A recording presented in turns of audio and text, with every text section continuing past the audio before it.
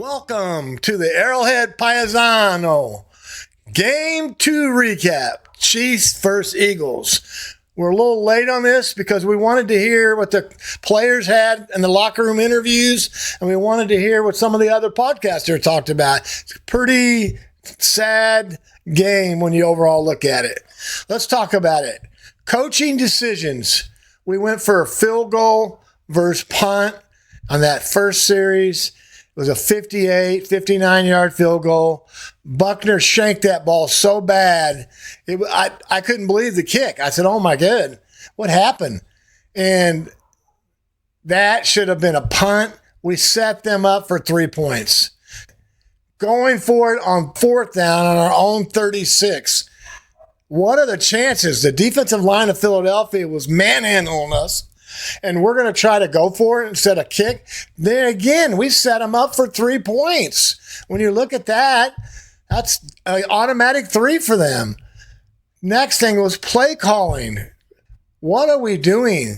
What are we calling? The backs were open on the backfield. They were blitzing, quick screens, quick slants. We were not calling the right plays. Seems like we were just falling in their lap because they were blitzing and Mahomes didn't have a chance to throw, and he was hurrying his throw or getting out of the pocket too quick. Clock management. We had opportunity before halftime. Why did we call timeout? There's no reason to call timeout. The Chiefs should just let that clock go down. You gave them a chance to rethink their play and get a field goal before half. You shouldn't have done that. And then you called 3 timeouts in a row with 4 minutes left in the game. You should have at least saved one in the 2-minute warning. So if you stopped them, you wouldn't have had to do an onside kick. You could have stopped them. Winning in the trenches. Our O-line couldn't handle the blitz. Just couldn't handle it. And this is game 2 now that both teams went against what they normally do. So if I'm the Chiefs, I think about what the Giants like to do, and I practice just the opposite. The D-line couldn't put pressure on Hurst. It just wasn't there. Spags blitzed 64% of the time. 64% of the time. I've never even heard of that. No line push on the runs. We couldn't get any separation. It's like we were just hitting a brick wall, and the running back just couldn't get any separation at all. Kareem Hunt had some opportunity. He did decently, but Pacheco I don't even know what's going on with Pacheco. It's scary right now with the way he's running the ball. Offensive output. Think about this. Mahomes was the leading rusher for the second week in a row. You can't have your quarterback your leading rusher. Maybe if you're Lamar Jackson or Josh Allen, but not Patrick doesn't. We need to win the games with his arm. The wide receivers could not get separation. Now, they put Nico Remio in a couple plays. He had like a 22-yard catch. I mean, you had opportunity there, but the rest of them couldn't get separation. O-line couldn't defend the blitz. They just couldn't handle the blitz. They didn't know how to pass off, and they were just in Mahomes' face. Could not connect on the deep pass early. Mahomes waits till the very last to try to connect on these deep passes. Let's go for it on the first 2 plays of the game. Even if we don't get it, let's try to throw the ball down the field. The defensive output. I think Spags did a good job from an improvement from week 1. I think he really had a good game plan. I'm proud of what he said that they would play better. And he's a man of his word. They held Jalen Hurts to 105 passing yards. That's garbage.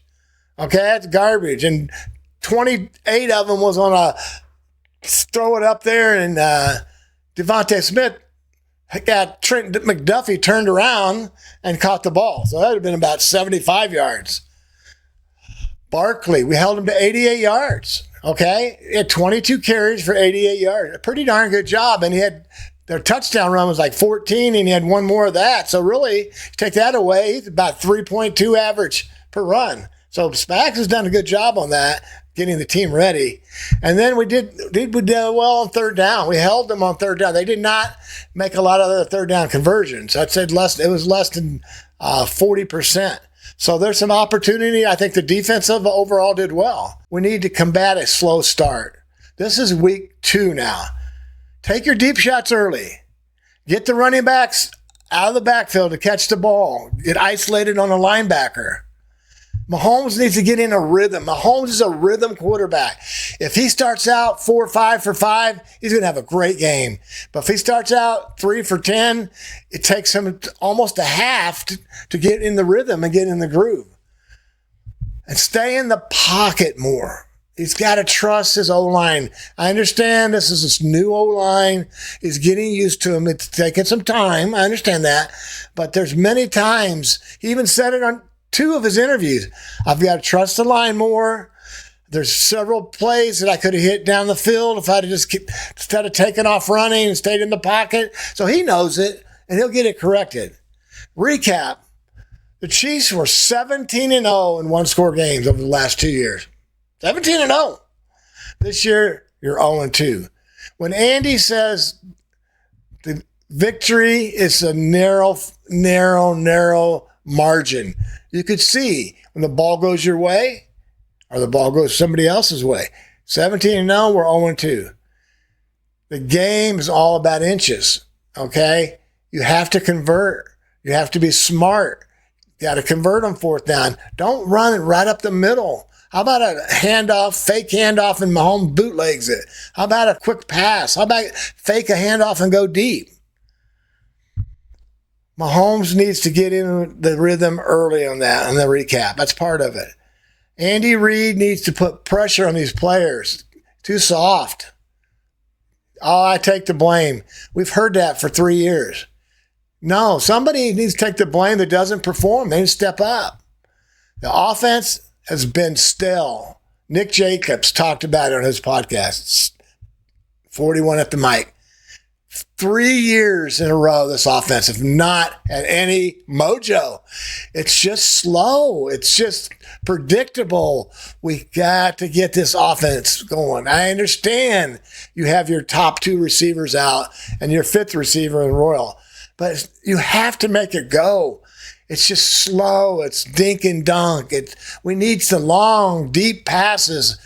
See that in every game you watch. We got to get that going. And then the last thing is the leaders need to lead, not talk. Walk your talk. Chris, Travis, Pat, we need to lead. You need to show us what you have. We're going to be playing a tough game this week, and it's not going to be easy. Russell Wilson threw for 450 yards last week against Dallas. You better have your A game on the defense, and you better be able to protect Pat and get aggressive. Thank you all for listening tonight. We hope you like, subscribe.